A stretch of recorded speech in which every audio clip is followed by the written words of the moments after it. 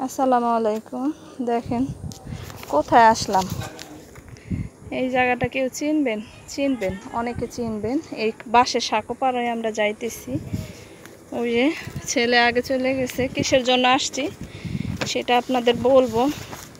স্বামী অসুস্থ, আজকে 2 দিন ধরে কোমরে ব্যথায়, পায়ে ব্যথায় হাঁটতে পারে না।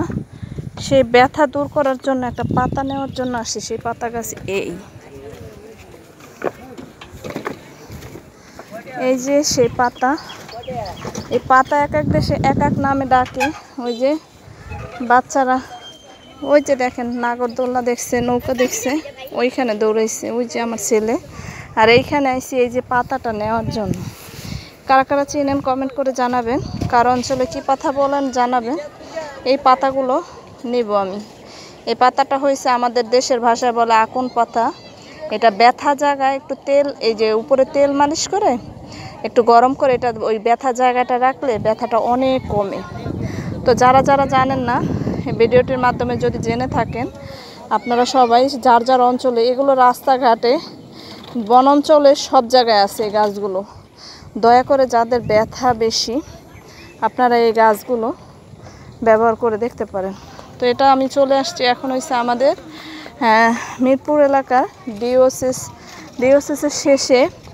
এটাকে বৃন্দাবন বলে। বৃন্দাবন আসছি বাচ্চাদের নিয়ে, ছোট ছেলেকে নিয়ে আসছি। ছেলে বলে আম্মু একটু চলো একটু দেখে যাই। তো ছেলেকে একটু দেখানোর জন্য আসলাম। ওই যে দেখেন এই পাতাগুলো কিন্তু সারি সারি জায়গায় ভরা, অনেক পাতা। তো ব্যথার জন্য এটা ব্যবহার করা যায়। এখানে নাগরদোলা আছে। তো এই তো ছেলে দেখি কি বলে। দোয়া করবেন সবাই ওর বাবার ব্যথাটা যাতে তাড়াতাড়ি ভালো হয়ে যায়। কাশফুল, ওই যে কাশ বন হয়েছে, কাশ ফুল হয় নাই এখনো। সামনে ভাবে আসেন এদিকে। হ্যাঁ, ওই যে কাশ ফুল আছে সামনে। এই কাশ ফুল দেখার জন্য কত হাজার হাজার লক্ষ লক্ষ মানুষ আসে। দেখেন নৌকাতে, কি ভয়ঙ্কর একটা জিনিস, আমার কাছে ভয় লাগে। এই যে দেখেন বাচ্চাদের খেলানোর জিনিস। অনেকে আসে, ঘুরতে আসে, ছবি তুলে। ওই যে দেখেন অনেকে ছবি তুলতেছে। রাস্তাটা কাঁচা, ভালো লাগতেছে। আফসোসও হইতেছে, এই জায়গায় এক সময় ঝিল ছিল, তখন আমাকে জায়গা কেনার জন্য আমার ভাবি অনেক রিকোয়েস্ট করছে। এখন আফসোস করি কেন কিনলাম না। যাই হোক, ভাগ্যে থাকলে হবে। সবাই ভিডিওটি ভালো লাগলে লাইক কমেন্ট শেয়ার করে পাশে থাকবেন।